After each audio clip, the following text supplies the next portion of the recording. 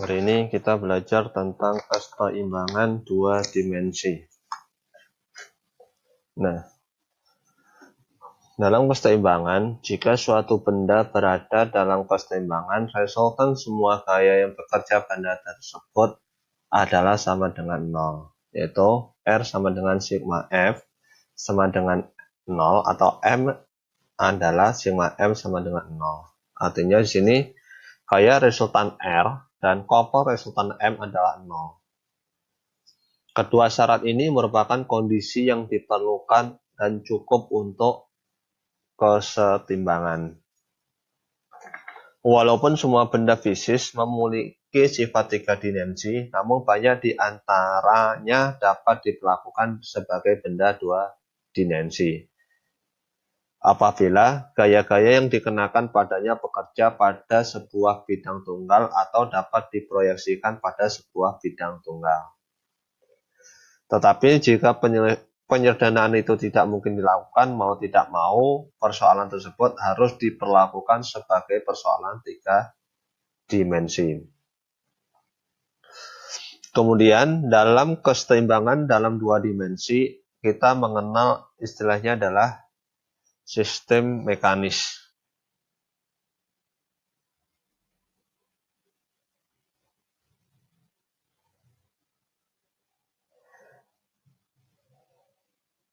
Nah, sistem mekanis didefinisikan sebagai suatu benda atau sekumpulan benda yang dapat dipisahkan dari pengaruh-pengaruh yang lain, atau secara konsep dapat dipisahkan dari bagian-bagian lainnya.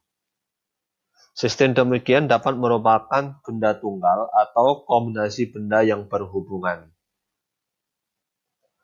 Sistem ini juga merupakan suatu massa fluida terdefinisi baik cair maupun gas atau dapat merupakan kombinasi zat cair dan zat padat. Nah, dalam pemisahan tersebut dilakukan dengan cara membentuk suatu diagram benda bebas. Di sini yang pemisahan ini dilakukan dengan menggunakan diagram benda bebas yang merupakan suatu penggambaran diametrik dari benda atau kombinasi benda yang terpisah yang ditinjau sebagai benda tunggal dan menunjukkan semua gaya yang dikenakan padanya dengan kontak mekanis dengan benda-benda lain yang seolah-olah telah dihilangkan. Nah, dalam keseimbangan diagram benda bebas merupakan satu-satunya tahapan terpenting dalam penyelesaian persoalan mekanika. Ini contoh aksi mekanis dari permodelan kerja suatu gaya. Yang pertama adalah tipe dan asal gaya. Yang pertama adalah kabel, sabuk, rantai, atau tali fleksibel. Yang berat kabel dapat diabaikan maupun tidak dapat diabaikan. Maka aksinya adalah aksi pada benda yang harus dibasahkan. Gaya yang bekerja pada kabel fleksibel selalu merupakan tarikan yang menjauhi benda dalam arah kabel tersebut. Kemudian yang kedua adalah permukaan licin, yaitu aksi pada benda yang harus dibasahkan adalah gaya sentuh bersifat tekan dan tegak lurus terhadap permukaan. Yang ketiga adalah permukaan kasar. Yaitu hasilnya adalah permukaan kasar mampu memikul komponen tangkesial F atau gaya gesek dan komponen tegak lurus N dari gaya sentuh resultan R. Kemudian yang keempat adalah tumpuan geser. Ini bisa bergerak, pindah-pindah. Yaitu roller,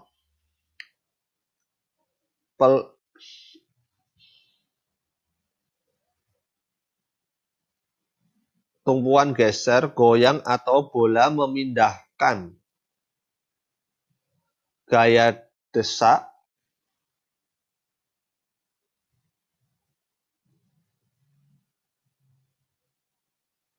yang tegak lurus terhadap permukaan tumpuan. Kemudian yang kelima adalah pengaruh bebas luncur. Pengarah luncur bebas, yaitu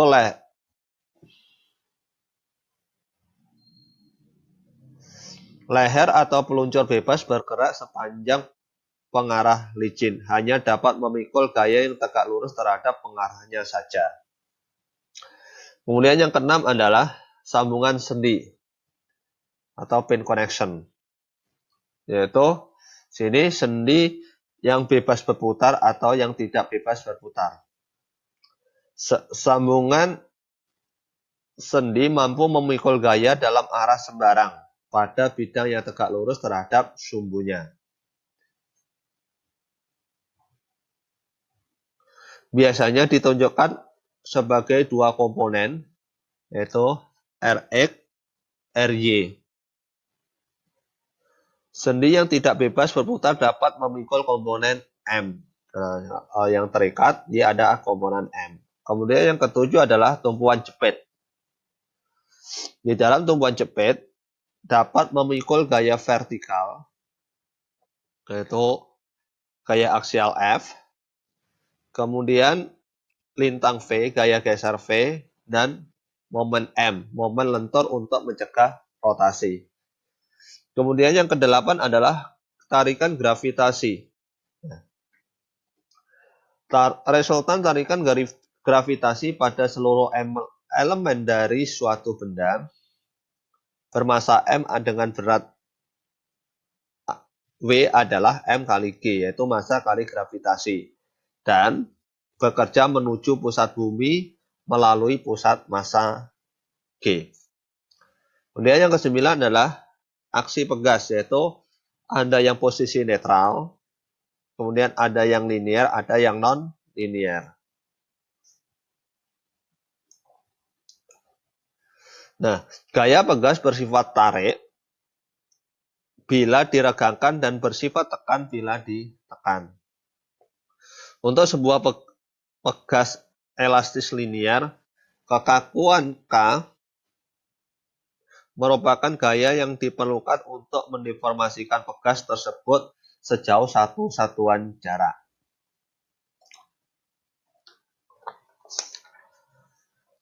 Kemudian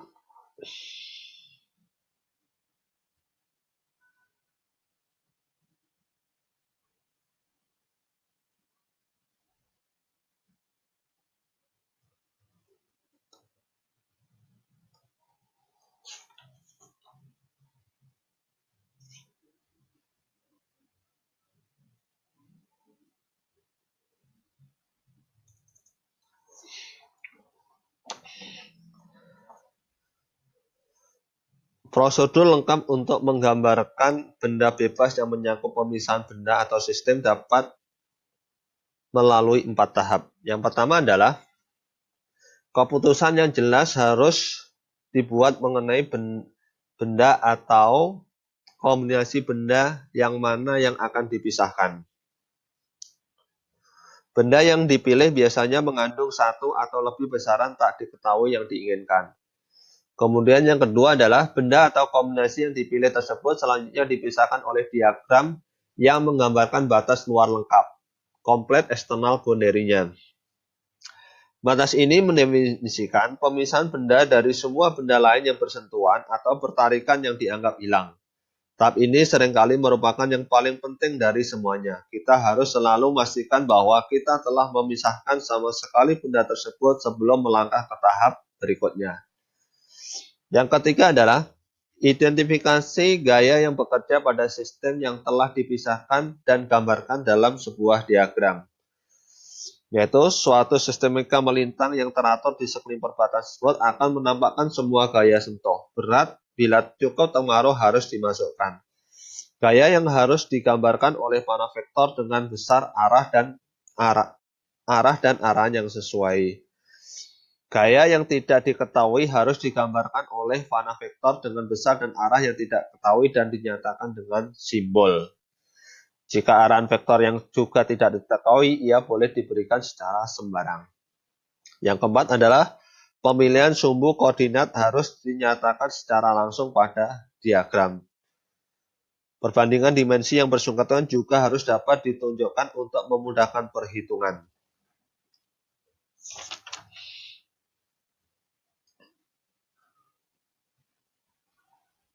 Nah,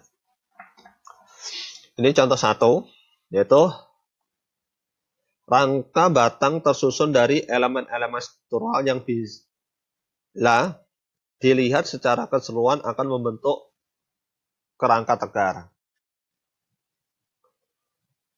Jadi kita dapat membuang semua rangka batang dan pondasi tumpuannya dan memperlakukan sebagai benda tegar tunggal.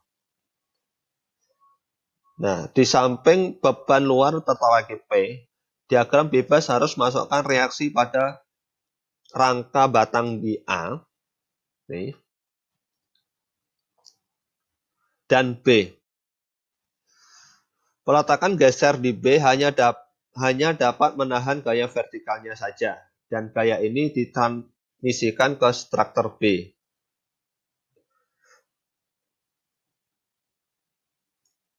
Sambungan sendi jenis putar di A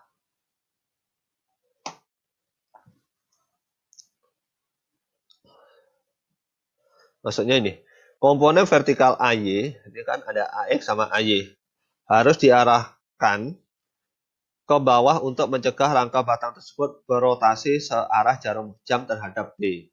Kemudian, komponen AX harus mengarah ke kiri untuk mencegah rangka batang tersebut bergerak ke kanan akibat pengaruh horizontal dari P.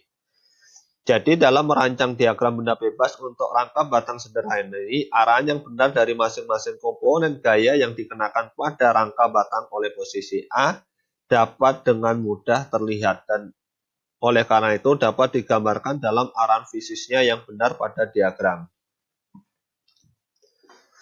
Jika arah fisis yang benar dari gaya dan komponen tersebut tidak mudah terlihat dalam pengamatan langsung, maka ia dapat ditetapkan secara sembarang. Dan kebenaran atau kekeliruan lain penetapan tersebut dapat dilihat dari tanda aljabar hasil perhitungan. Apabila berat total batang kerangka cukup besar bila dibandingkan dengan P dan gaya-gaya di A dan B, maka berat batang tersebut harus dicantumkan dalam diagram benda bebas sebagai gaya luar. Kemudian yang contoh kedua, yaitu pada balok cantilever dipasang di dinding dan dikenai dengan 3 buah beban. Jika kita memisahkan bagian dari balok itu ke sebelah kanan penampang di A,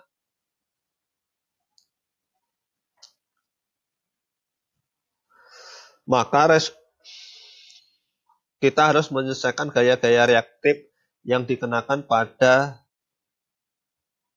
balok oleh dinding. Nah, gayanya apa aja? Yaitu sebuah gaya vertikal V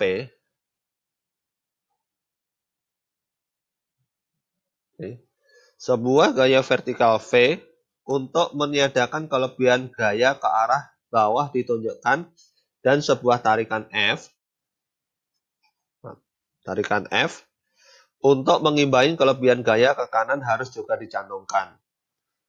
Kemudian untuk mencegah balok tersebut berotasi terhadap A, sebuah momen kopel M yang berlawanan dengan arah jarum jam juga harus diperlukan. Berarti di sini perlu V, F, sama M. Di sini kita telah menggambarkan sebuah sistem gaya yang agak rumit dari yang sesungguhnya.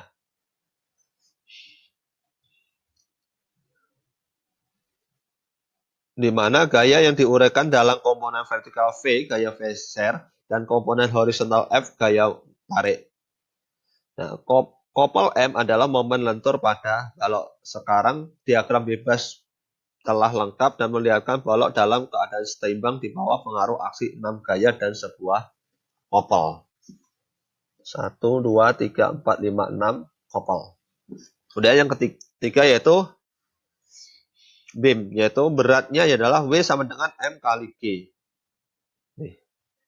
Massa kali gravitasi. Gaya yang dikenakan oleh sudut A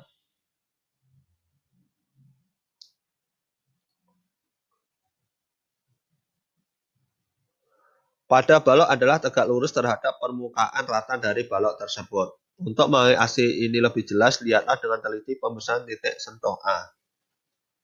Di sini yang akan tampak agak bulat dan tinjau gaya yang dikenakan oleh sudut bulat ini ke permukaan lurus dari balok tersebut yang dianggap licin.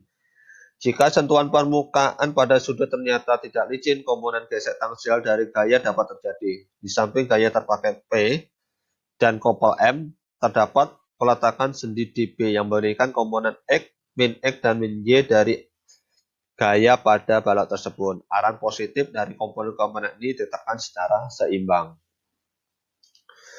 Kemudian yang terakhir adalah diagram benda bebas dari mekanisme yang terpisah penuh menggunakan tiga besaran tidak diketahui untuk keseimbangan dengan beban Mg dan P tertentu. Salah satu dari sekian banyak konfigurasi dalam untuk melakukan kabel hubung dari massa M dapat dibuat tanpa mengakibatkan reaksi luar dari keseluruhan mekanisme tadi, dan kenyataan yang demikian dihasilkan dari diagram benda bebas. Kemudian arahan positif dari Bx, By diberikan secara sembarang pada diagram benda bebasnya, dan kebenaran ini terbukti atau tidak tergantung pada tanda aljabar dari suku-suku tersebut positif atau negatif pada perhitungan sesungguhnya dalam menyelesaikan persoalan.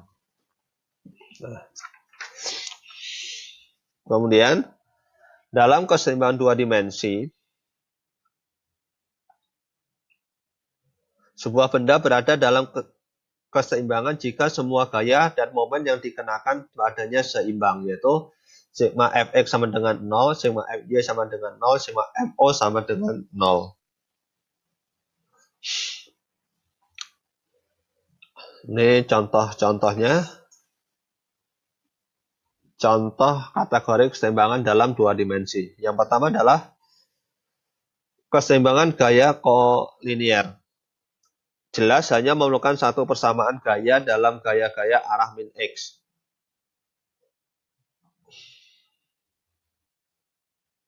Karena semua persamaan lain secara otomatis terpenuhi, yaitu sehingga sigma fx sama dengan 0. Kemudian yang kedua adalah keseimbangan gaya yang terletak pada bidang X min Y. Dan konkuren yang bekerja samaan di titik O membutuhkan dua persamaan saja, yaitu momen O dan sigma fx, fy, maaf.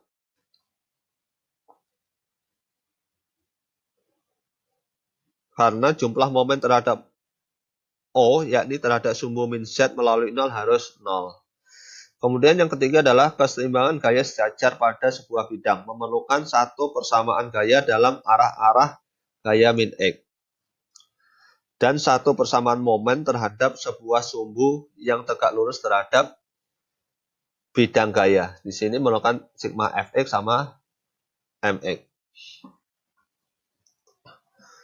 Kemudian yang keempat adalah keseimbangan sebuah sistem umum dari gaya-gaya suatu benda, X min Y. Nah, di sini memerlukan sigma fx, sigma fy, dan momen Z. Nah, sekarang kita contoh soal.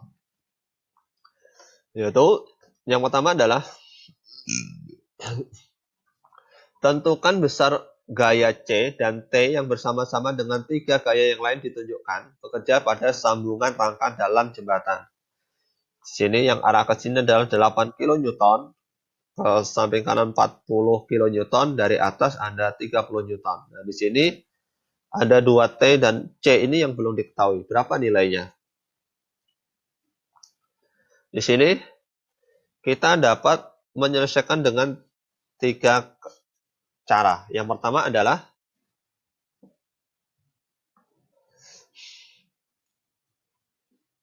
kita tentukan dulu. Kita menggunakan sigma fx sama dengan 0 dan sigma fy sama dengan 0. Nah, kalau sigma fx sama dengan 0, berarti sini 8 ditambah T cos 60 ditambah C cos 20 dikurangin 16 sama dengan 0. Jadi kita dapat. Kemudian di sigma FJ tinggal T, karena Y berarti sin 40 kurangin C cos 20 kurangin 3 sama dengan 0. Sehingga ini kita anggap sebagai persamaan 1 dan yang ini sebagai persamaan 2. Nah, kita substitusi. Misalnya kita mau menghilangkan yang T, berarti yang persamaan 1 kalikan 0,766 sama 2 kalikan sama 1 kalikan 0,643, yang sama 2 kita kalikan 0,766. Sehingga dapatnya sekitar 0,493 tambah 0,22C sama dengan 5,144. Sama 2 dapatnya adalah 0,49 kurangi 0,720 sama dengan 2,298. Sehingga dari sini kita akan dapat C, yaitu 2,846 dibagi dengan 0,940. Sehingga kita dapat nilai T adalah 3,03. Nah, bagaimana kita mendapatkan T? Ini tinggal dimasukkan. Misalnya ini 0,766T kali 0,342 kali 3,03. Sehingga T kita dapat adalah 8 kurangin 1,112 bagi 0,766 sama dengan 9,09 kilonewton. Tinggal substitusi aja. Kemudian solusi kedua adalah untuk menghindari penyelesaian simultan, kita dapat menggunakan sumbu-sumbu X, Y dengan penjumlahan pertama dalam arah min J untuk menghilangkan acuan pada T. Misalnya kita cari sigma FY. Berarti min C cos 20. Nah, turun, kurangin 3 cos 40, kurangin 8 sin 40, kurang plus 16 sin 40. Sehingga dapatnya sini langsung C sama dengan 3,03. Kalau Fx berarti ya T tambah 8 cos 40 kurangi 16 cos 60. Ini di sumbu X udah habis, tinggal di sumbu Y berarti kurangin 3 sin 40 derajat kurangin 3,03 sin 20 derajat. 303 ini dari mana? Kita dapat dari C sini. Sehingga kita dapat T sama dengan 9,09 kilonewton. Kemudian solusi yang ketiga adalah dengan satuan vektor I dan J dalam arah min X dan min J, penjumlahan 0 dari gaya-gaya untuk keseimbangan menghasilkan persamaan vektor. Yaitu sigma F sama dengan 0, berarti sini 8I plus dalam kurung T cos 40 derajat I tambah T sin 40 derajat J min 3 ditambah C sin 20 derajat I kurangin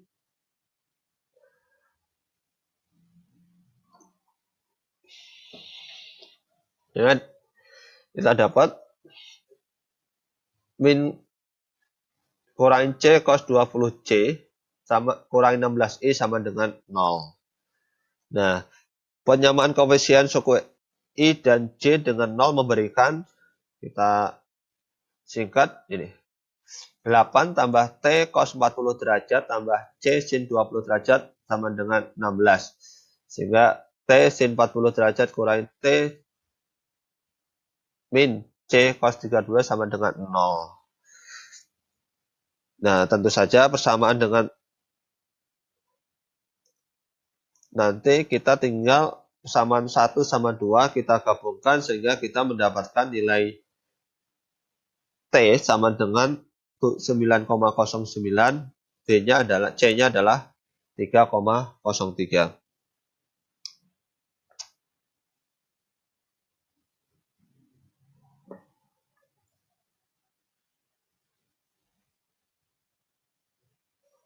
Nah, kemudian soal kedua.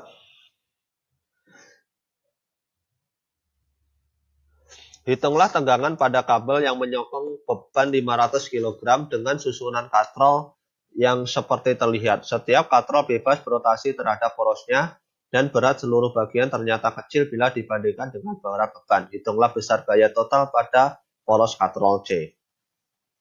Kalau soal seperti ini, langkahnya adalah kita uraikan dulu.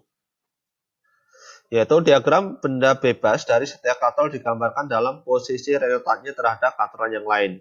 Kita mulai dari katrol A, paling bawah, yang hanya mengandung gaya yang diketahui. Dengan jari-jari katrol yang diketahui dilambangkan dengan R, keseimbangan momen terhadap pusat O dan keseimbangan gaya dalam arah vertikal mengharuskan sigma MO sama dengan 0.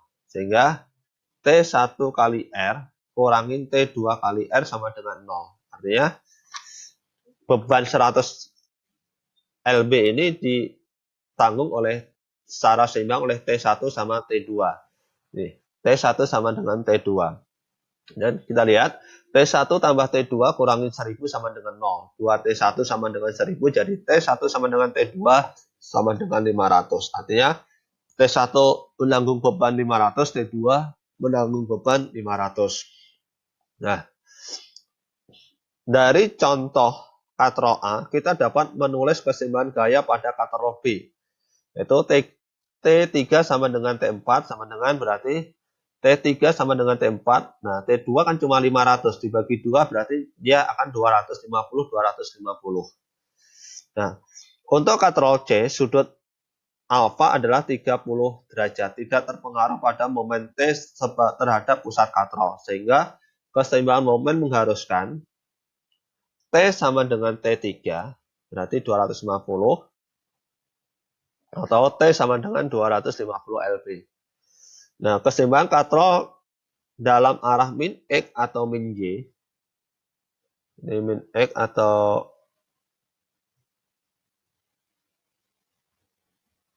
min Y mengharuskan nih sigma Fx sama dengan 0. Sehingga kalau kita uraikan adalah 250 cos 30 derajat kurangin dari Fx. Sehingga Fx-nya adalah 217 lb.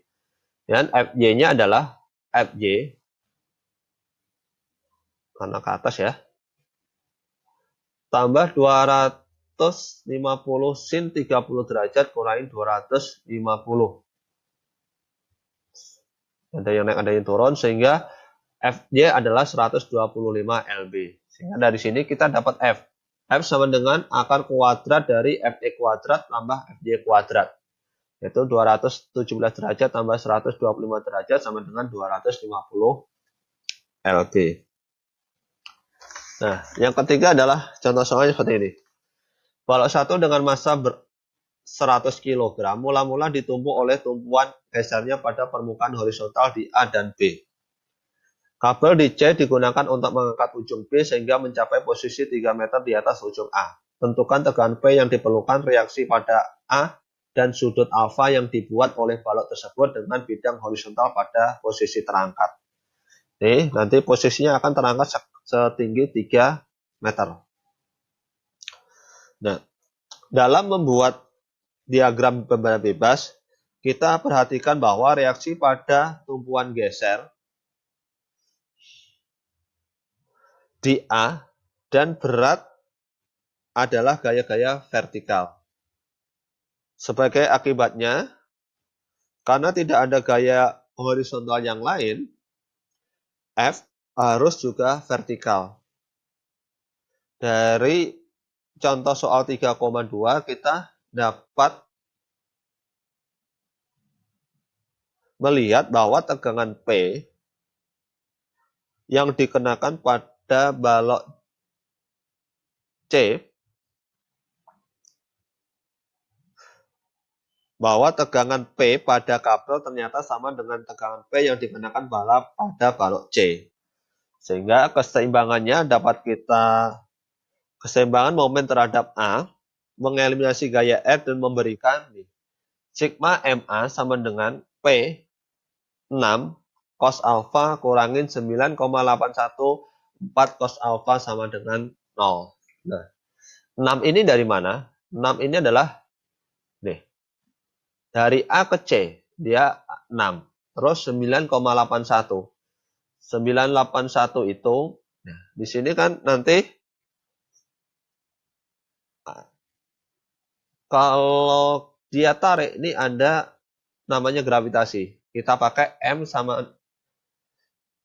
yaitu W sama dengan M kali G. M-nya adalah 100, G-nya adalah gravitasi 9,81, sehingga dapatnya 9,81. Ini dapat 9,981. Terus 4 itu adalah, dia kan 8. 8 bagi 2, dia kan tumpuannya ada di tengah, berarti dia ada 4. Sehingga di sini kita dapat P sama dengan 6 cos alpha kurangi 981 dalam kurung 4 cos alpha sama dengan 0. Nah, kita harus cari dulu alfanya. Alfa itu adalah sin alfa sama dengan 3/8. 3 itu adalah nih. 3 itu adalah nih.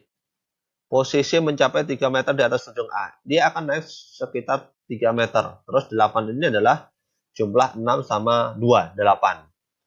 Sehingga dari sini alfanya kita dapat sekitar 22 derajat.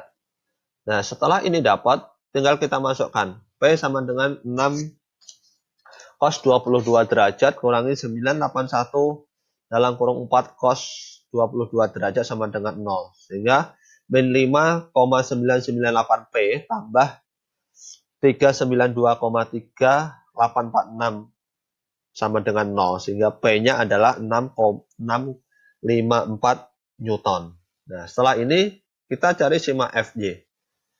Sigma Fj yaitu 654 tambah R kurangi 954.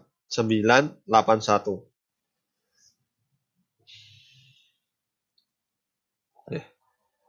Kita dapat di sini P-nya adalah 654. 981 adalah yang dia nahan di bawah, R-nya adalah nanti di sini. Yang menahan R-nya. Sehingga sini 6584 tambah R kurangi 981 sama dengan 0. Sehingga R sama 327. Sehingga nanti gabungan P sama R di sini dia akan sama dengan beban W-nya di sini. Yaitu 981. Nah, penjelasan tentang keseimbangan dua gaya saya cukup sekian. Assalamualaikum warahmatullahi wabarakatuh.